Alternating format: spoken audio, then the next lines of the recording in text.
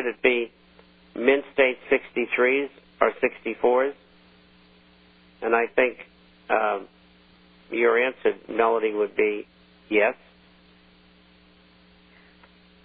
Absolutely. Well, it's all relative to each person.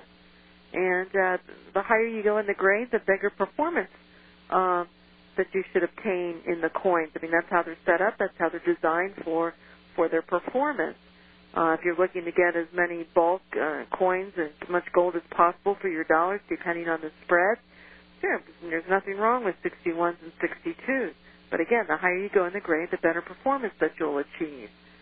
We've seen more stability in the prices in the higher grades as we've gone through, the last month and a half in prices. They didn't lose as much of their excess premiums as the lower grades. That's why right now the lower grades is the perfect time to pick it up.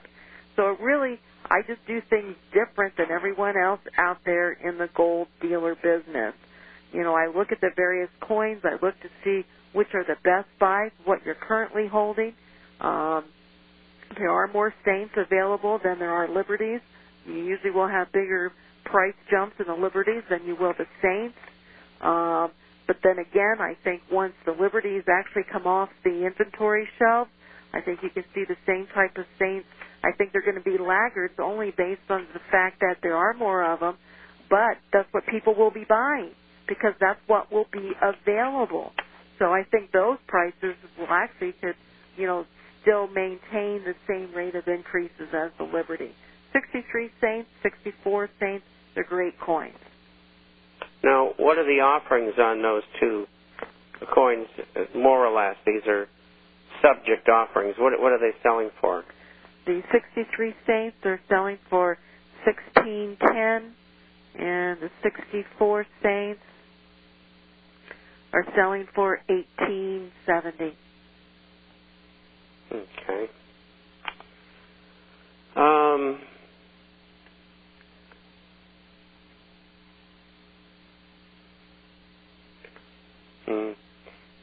What kind of supply in these coins is available in a town like Zurich? Do you think you find them there? Well, I know one of my buyers has an office. I think he's got like 2 European offices over there, and he can make deals work for some of the places over there, but they have to be worth his while in order to go through all the trouble and so forth. So, you mean orders for 100,000 or more? Yeah, if someone's looking for 2 or 3 coins, no, it's not going to get done. It has to be worth all the work and the shipping and everything that's involved in getting the project done. So, but it can be done. South America, Latin America, no, we can't go to countries there, but like Switzerland, we could. Some of the other European countries, we could. But well, if that's the case, how do Uruguayan pesos get into the United States, and how do Mexican centenarios get into the United States? Well, there's people that buy them. I mean, I've got. But I mean, can they ship them? Well, it's safer to ship them to the U.S. than it is to ship them down there. Well, let's say that you used Brinks, and you had $100,000 worth of centenarios in either country, and you wanted to ship them. Can you do that? Anything could be done for the right price. I see. So in other words, you've got to get Brinks to do it, and then you got to see what they're going to charge you. That's correct. Would Brinks be one of the companies that would be used to ship out of the country? I don't think UPS and FedEx do that, do they? No, UPS and FedEx, they don't even insure coins. I mean, separate insurance policies have to be carried. We carry separate insurance policies for when we ship by UPS and FedEx. Mm-hmm. So for the normal guy who wants to ship from, coins back to us, it's not covered. Mm-hmm. We can't ship coins to Canada anymore. So what you do? But why is that?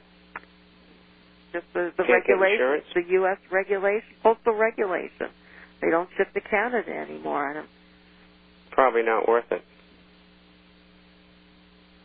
They're laying people off. I don't know. I don't know if it's from the, from from them trying to collect duties and so forth, I don't know. But we used to ship to Canada, and it just became too difficult. And the last time I tried to ship a package to Canada, the post office told me I couldn't. Well, so if somebody's in Zurich or in Toronto, I guess the best thing for them to do would be to buy Philharmonics in Zurich if they wanted bullion coins, and Maple Leafs in Canada. Sure. Canadians can go to their banks, and I mean, some of the, there are banks up there that will sell, gold bars and things like that, so they can purchase gold up there. Okay. And if they want to buy from a dealer in the U.S., there's some that could even have relatives or friends that live in the U.S. that can actually be shipped to the U.S. and then they can come in and pick them up, and then they can deal with it going across the border. So, well, as long as they're worth, if you're going to take a coin across the border to Canada, as an example, and you declare it to Canadian Customs, and let's say it's a St. Gaudens MS-64 that you just paid $1,870 for, under the rules of things under 10,000, that would mean you only can bring 4 coins in, or would they go by the face value of $20 on the coin? They'll probably go by what you tell them. I had customers who moved to Australia, and they took their gold coins, their $20, they were mint state coins, and they declared the face value of them. Sure, they took a risk, but it was a risk they were willing to take. So they were able to take a substantial amount of their holdings, and they did have a substantial amount. And each person, even the children, were allowed to take that certain amount. So, it's a lot of gold. Well, there's another question here. Is there a market for them in Australia? Well, when they sold them they purchased land over there. When they sold them, they actually shipped them back to me, and then I bank wired them. No, that was a little disjointed. So, anything can be done if you have the price, but... Because we get more and more questions like this all the time. There's so many people, even in the United States, who have coins. What do I do? And from now on, I'll just ship them all to you. I'm busy enough as it is. I got a reprieve today. I only had about 30 emails that I had to answer. Well, I got some questions here, and we're getting to run out of time. Hey, Bob, did you hear about Germany and their ATMs? Gold ATMs? Yeah, it's in today's issue. Isn't that amazing for the listeners out there? Private investors can purchase. There's going to be a gold dispensing automatic teller machine, an ATM, and they did a market test today or yesterday, I believe, in Frankfurt, and 1 gram piece of gold is going to sell for the cost was 31 euros, about $42 in U.S. dollars, and that's about a 30% premium to the spot price. And they did that in the Hauptbahnhof in Frankfurt. Mm-hmm. And I used to be based behind the Hauptbahnhof in the Kaserne there, which is a camp surrounded by tall buildings, and I must have been in that Bahnhof 1,000 times. And what's interesting, that the article says that they're setting up these ATMs in central locations such as airports, railway stations, shopping malls, and the intention is to have people become accustomed to the idea of investing in physical gold. But to me, that also makes people become accustomed again to using perhaps gold coinage as currency. Yeah, they are. They have a multiplicity of products in that machine, mm-hmm. and it includes 1-ounce gold coins as well. Let's see.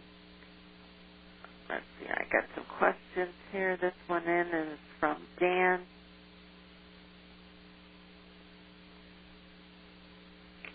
Can you verify that both the U.S. and Russian military have been involved with the mine training called remote viewing in the past and possibly